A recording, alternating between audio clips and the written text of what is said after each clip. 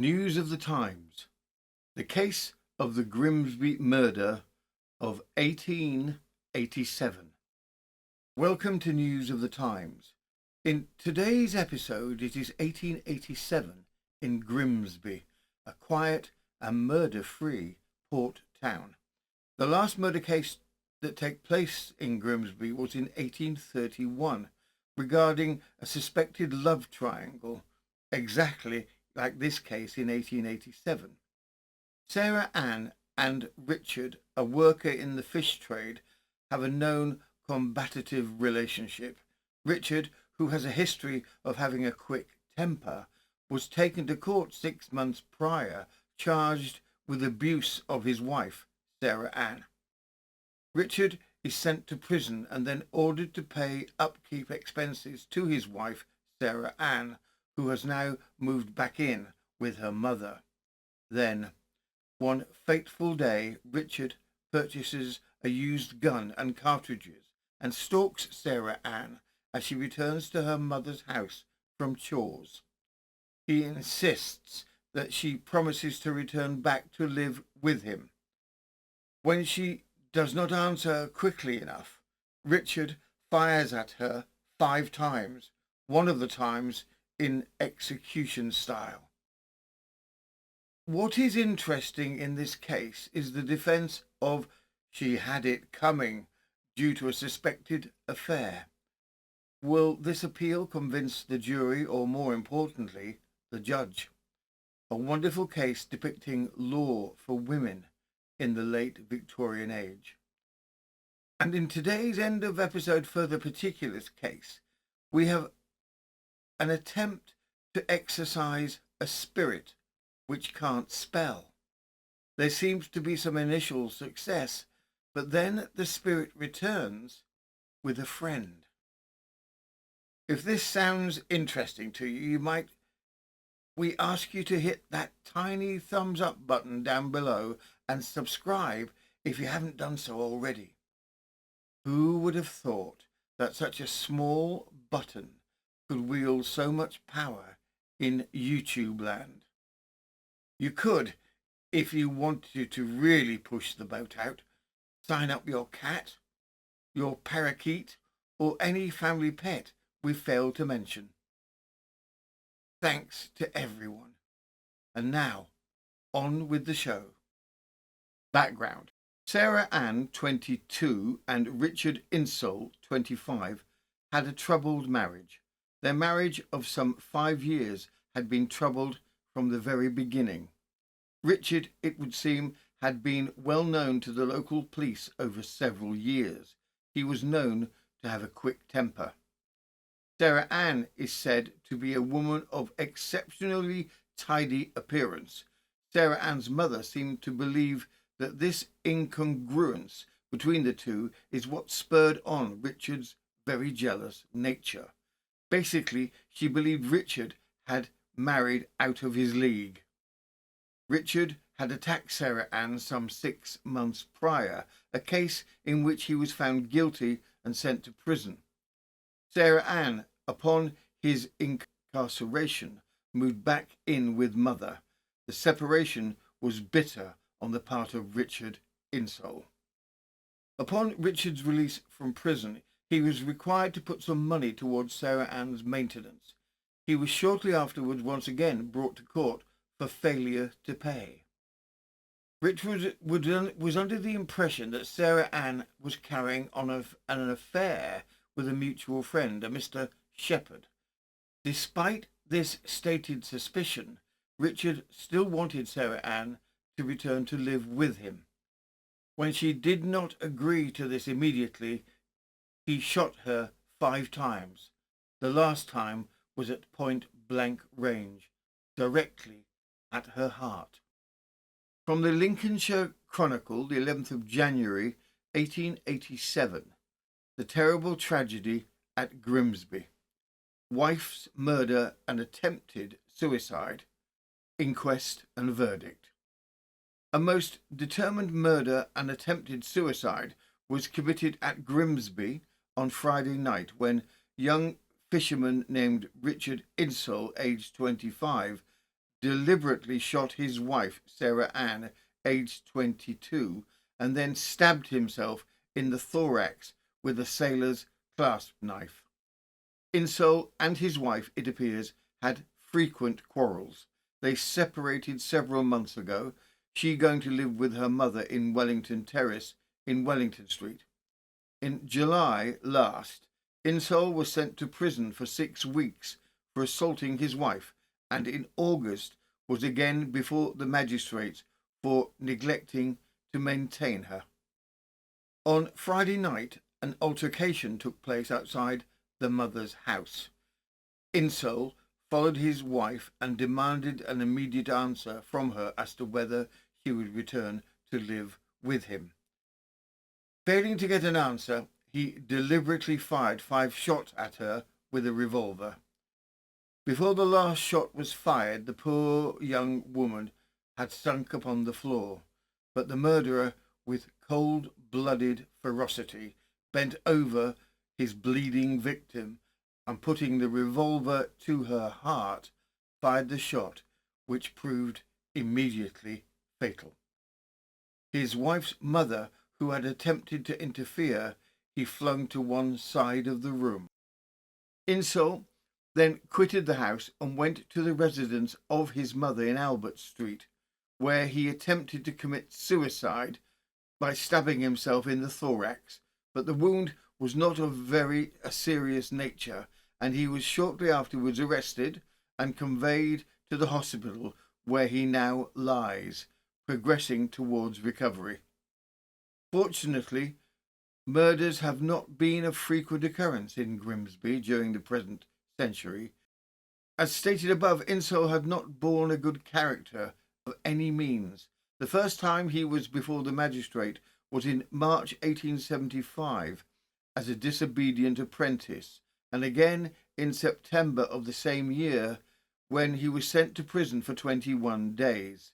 His next conviction was for a like offence in September 1877, when he was sent to hard labour for a month, and in the following November for 5 weeks.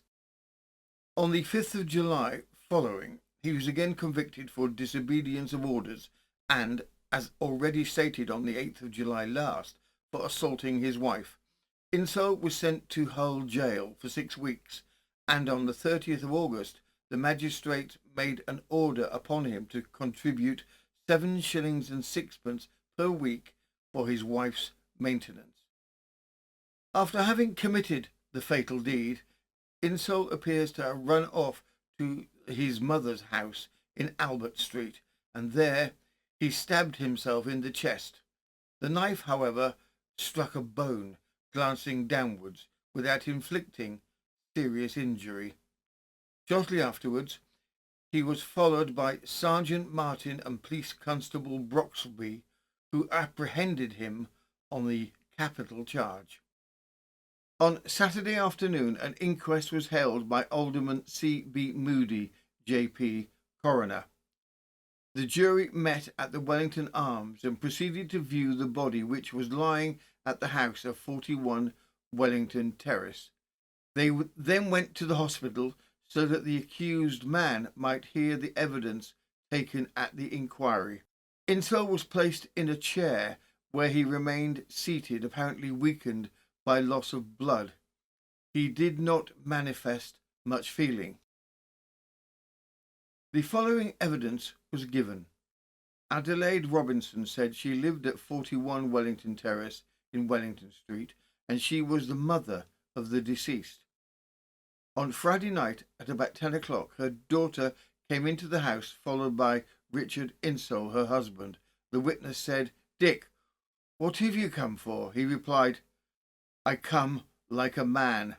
Witness addressed her daughter and said, "Annie, what's the matter?" The deceased, her daughter, Sarah Ann, appeared confused and answered the question evasively. Insole addressed the deceased and said, "I want my answer." The deceased replied, "If you will go outside 10 minutes, I will tell you." The accused replied, "No, that won't do for me. I want it now." He then raised a revolver and pointed it at the deceased. She, the deceased, then said, I'll come with you. He replied, I want another answer. She said, I can give it. Insult addressed his wife and said, Are you guilty or am I? She replied something indefinitely when the prisoner fired the revolver. The deceased got hold of her husband's hand and lifted it up, saying, Oh, Dick, don't. He then fired, and the deceased fell in a chair, saying, Oh, mother, I'm shot. He's killed me. I'm shot indeed. Insult then fired a third time. Witness believed that he had fired 5 times altogether, and the deceased fell in a heap on the floor. While she was thus on the floor, Insole placed the revolver against her left side and fired again. At this time, he was standing quite close to his wife. He then placed the revolver on the table, and the witness thought for the purpose of reloading it. Then he went out and sent a policeman for a doctor, and the witness could not say what time elapsed before the doctor arrived or how long her daughter lived after receiving the fatal wound, but she appeared to die almost immediately. Deceased and her husband had not been living together recently. They were always quarrelling. They had lived with the witness, but on the account of their frequent quarrels, she had put an end to that arrangement. They had been married about 5 years last May, but had been separated for 6 months. Insole some time ago went away, leaving the deceased 22 shillings per week. This she received for 10 weeks, but she did not spend the money. She thought he might want it when he came back. Since their separation, the accused and the deceased had been in the habit of meeting at times. The deceased used to wash fish. Insole frequently threatened her, saying that he would do for her. He was not addicted to drink, but he had a very violent temper. She, witness, never saw anything wrong in the deceased's, her daughter's, conduct.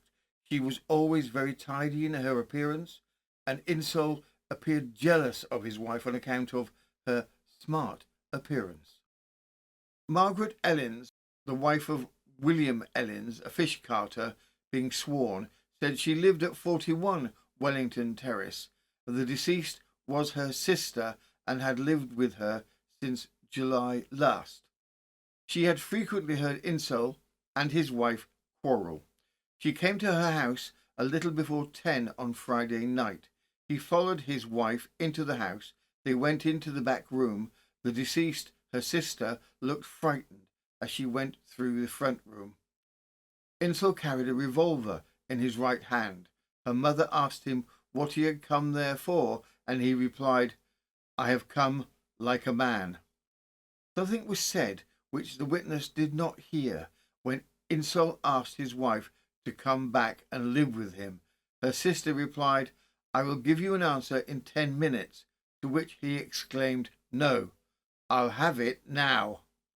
The deceased then said, Yes, I'll come back and live with you. And the accused said, Who's guilty, me or you? And the deceased said, I can't answer the question. I don't know. Insole then said, There's James Shepherd between us.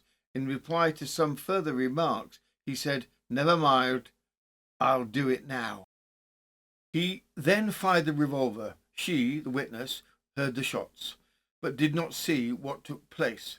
But she went into the kitchen and saw her mother between the accused and his wife. The latter was leaning against the fireplace. She, witness, heard her say, Mother, I'm shot dead. Insole took hold of witness's mother and threw her to the other side of the fireplace. He fired twice at her sister after that and placed the revolver near the deceased's heart when she was on the floor and fired. She died a few minutes afterwards.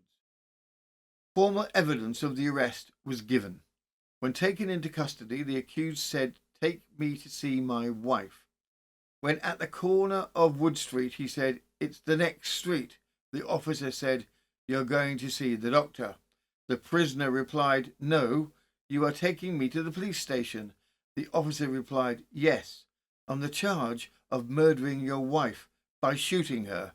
And the accused said, "I own it. I did it. She first said she would live with me, then she would not promise until it was too late." The coroner, addressing the jury, said it was not for them to inquire into the quarrels between this man and his wife. They only had to say what the cause of death was. That would not take long.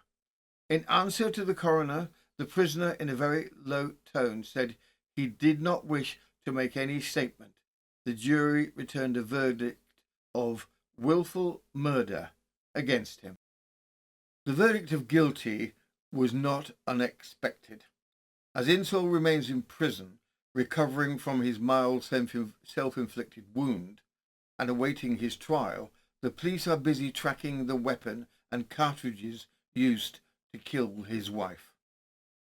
From the Lincolnshire Chronicle, the 24th of January, 1887, the Grimsby wife murder, committal of the prisoner. Richard Insall, aged 24, a fisherman, was brought up before Grimsby Borough magistrates on Monday, charged with the wilful murder of his wife on the night of the 7th. The prisoner, who looked very weak and ill from the effects of a wound which he had inflicted upon himself with a knife, was assisted into the box and accommodated with a seat and a glass of water also being placed near him. Evidence was given by the deceased's mother and sister as to the prisoner coming into their house on the night named and shooting his wife with a revolver, ultimately placing it to her heart, although she lay bleeding on the floor. Additional witnesses were called, who spoke to the purchase of the revolver at a second-hand dealer's and the cartridges at a gunsmith's on the day of the murder. After the committal of the deed, the pistol was taken away from him at his mother's house by Mr. Isaac Noble, commissioning agent, who handed it to Police Constable Brocklesby. 5 chambers had then been discharged, one being loaded and the revolver at full cock. At the close of the evidence, the mayor told the prisoner it was his painful duty to deliver to him the unanimous decision of the magistrates, which was that he should be committed to take his trial at the Lincoln Assizes upon the charges of wilful murder. The prisoner, who appeared to be deeply affected, was then led away. At about 12:30, he was placed in a cab and driven to the town station for conveyance to Her Majesty's prison at Lincoln, where he duly arrived on Monday afternoon. The trial. When the case of Richard Insall came before the Assize Court at Lincoln on Monday, the 31st of January, 1887, the courtroom was filled with grim anticipation. The charge was clear. Insall had shot his estranged wife, Sarah Ann, in cold blood. His motive, the court heard, was fueled by jealousy. He believed she was engaged in an affair with his closest friend. Curiously, the man at the centre of this alleged betrayal, the so-called best friend, was never called to give evidence. His absence hung heavily over proceedings. Insall's defence counsel, Mr. Harris, sought to reframe the narrative. He portrayed his client not as a cold-blooded killer, but as a wronged husband wounded by betrayal. Harris claimed that Insall had been pushed to breaking point by his wife's alleged infidelity, asserting that 2 or 3 witnesses could substantiate her unfaithfulness. But as the court weighed passion against premeditation, the stark facts of the killing remained difficult to deny. Despite the defense efforts to paint Sarah Ann Insall in a compromising light, Mr. Justice Field was swift and unsparing in his response. The claims of infidelity, he ruled, held no relevance to the matter before the court. Throughout the trial, Sarah's character came under sustained attack. Insol's legal team argued she had engaged in an affair with his friend during his absence at sea. The claim meant to cast doubt on her virtue and to justify, in part, the violence inflicted upon her. But the judge was unequivocal. He dismissed such insinuations with cold clarity. In a summing up that left little ambiguity, Field described the killing as a barbarous and revolting, and lamented that I have never heard of a worse case in the whole of my experience. He reminded the jury that, while they retain the right to recommend mercy, such a decision could only follow if they found justification, any credible reason in the evidence for taking a life. Sarah Ann, he said, a woman in the prime of her life, was shot to death in a manner no civilized society can tolerate. After a brief retirement, the jury returned to the courtroom with a verdict of guilty, but with it came a recommendation for mercy. On what grounds? Asked Mr. Justice Field. On the grounds of infidelity, replied the jury foreman. The judge's response was immediate and emphatic. Infidelity is no justification for crime, he declared. Even if she were the most faithless wife that ever came into existence, the act of killing could be no justification and no reason for reducing the crime to manslaughter. Justice Field went further, criticizing the defence's repeated attempts to tarnish the character of the victim, Sarah Ann, who was no longer alive to defend herself. It is a grave injustice, he said, to assail the reputation of the dead when they cannot answer back. In a rare turn, the jury was asked to reconsider their verdict.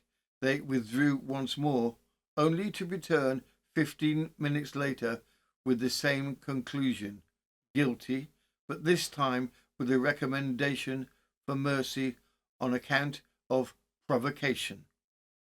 Justice Field, however, remained unmoved. The sentence of the court was clear. Richard Insol was found guilty of murder and sentenced to death. Still visibly displeased with the jury's wavering stance, Mr. Justice Field delivered a parting admonishment that echoed far beyond the courtroom.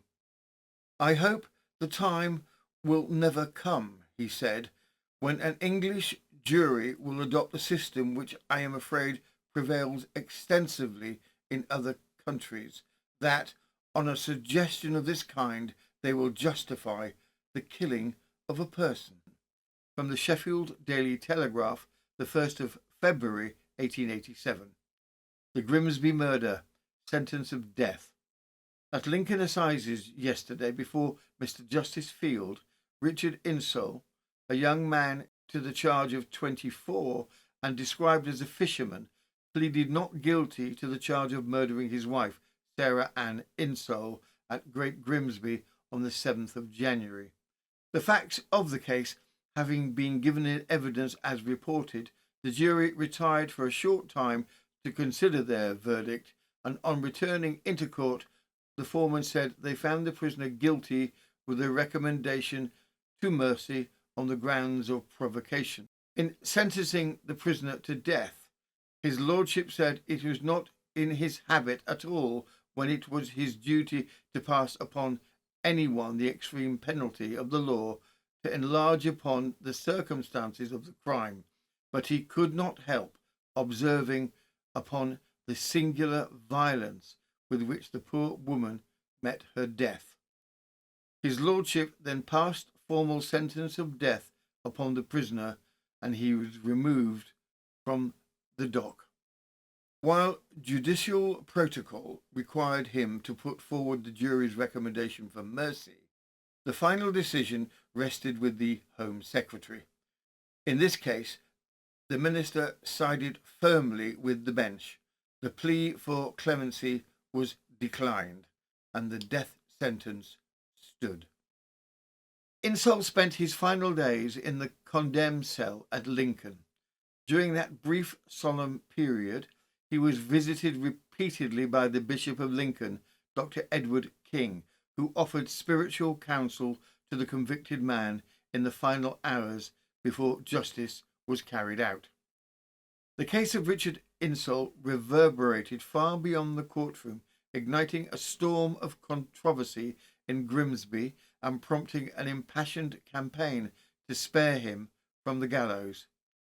A petition was drafted and sent to Queen Victoria, its language both pleading and pointed. It described the sad and profligate life of the prisoner's wife as a matter of local notoriety, arguing that Insull had acted under the weight of extreme provocation.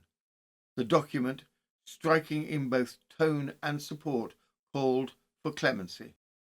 The appeal was endorsed by a formidable coalition: the Bishop of Grimsby, several local magistrates, 21 aldermen and councillors, and no fewer than 4,138 merchants, tradespeople, and residents of the town.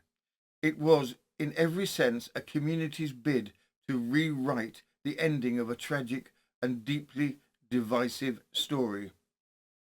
But the machinery of justice remained unmoved. The Home Secretary stood firm, and the final chapter of Richard Insull's life would be written not by petition, but by the law.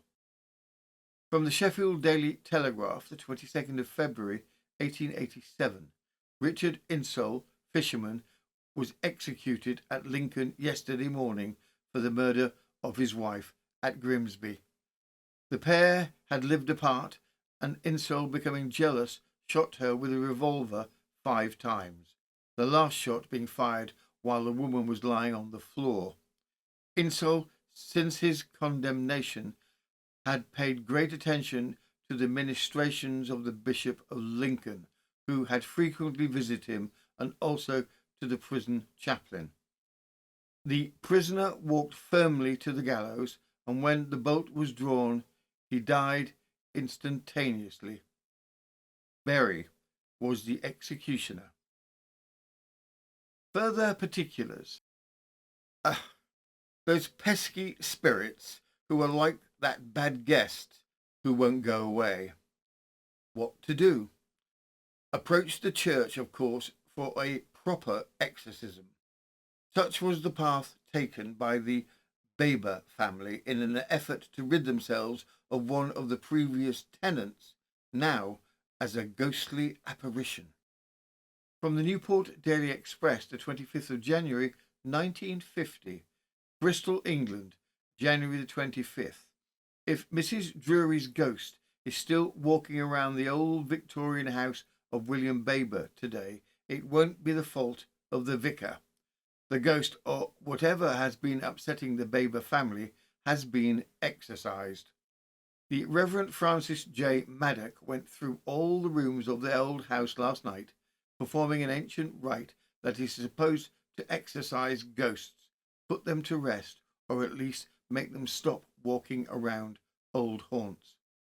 The Baber family was on the verge of moving out after it complained that a spooky little old lady in black with a weird glow around her head followed them around the house, woke up the 2 children, and generally upset earthly routines. The Babers think it is the ghost of Mrs. Gladys Drury, who used to live here and died 18 years ago. Reverend Maddock received permission from the Church of England to perform the old special services. He studied up an ancient authority on the subject. The main idea, he said, was that he had to assume the spirit was really there. He wouldn't give any details of the special service, but he said he didn't use incense or sprinkle holy water, which he said is called for by the old teachings of the Roman Catholic Church. I used such a form of exorcism as is in conformity with the teachings of the Church of England, he exclaimed. After that, the Babers said the spirit appeared every morning at about 6 o'clock and followed them round the house. The Babers started having trouble with the ghost 6 months ago, and Mrs. Baber opened a closet door containing a lot of old trunks that once belonged to Mrs. Drury. It had been locked since the old lady's death. The Babers still aren't sure they want to move back into the house. They've been living with relatives lately to get away from the apparition, and they are also applied to the local housing authorities for fresh accommodation on the grounds of ghostly disturbances in the present home. It would seem that this particular spectre was stubborn and somewhat annoyed at the attempt to dislodge it. It temporarily went away and then came back with a friend. From the Fort Worth Star Telegram, the 13th of February 1950. Exercise Mrs. T. back in the old haunt with a buddy. Mrs. T, the ghost of 13 Highworth Road, is back again with a playmate. Only 3 weeks ago, the haunt was exorcised by a Church of England vicar in a religious rite to drive away the spirits taken from early Christian records. The peace at number 13 was short-lived. Mr. and Mrs. William Baber, who live in the house, say the ghost now does a nightly routine up and down the stairs with an unidentified partner. Sometimes it sounds like they're dancing, sometimes like they're wrestling. The Baber theory is that the original ghost, which they named Mrs. T, is that of a woman who died in the house 18 years ago. Mrs. T first began prowling around the place in December. Their vicar, the Reverend Francis Maddock, went through a rite of exorcism on January the 24th after a month of nightly uproar at number 13. Sunday night, the Babers called a spiritualist. All they found out is that Mrs. T, 1, speaks a foreign language, possibly Russian, and 2, is an atrocious speller. They used a Ouija board to see if she had any message. What came out was EEHFMEV. That concludes this episode of the case of the Grimsby Murder of 1887. We really hope you enjoyed the show. If you did enjoy the show, we would be grateful if you could like and comment and or share the video to friends, family, or even your family pet. It all helps to keep us relevant in the giant ocean that is YouTube. Thank you all. Your support is gratefully appreciated. You've been listening to News of the Times, and I am Robin Coles.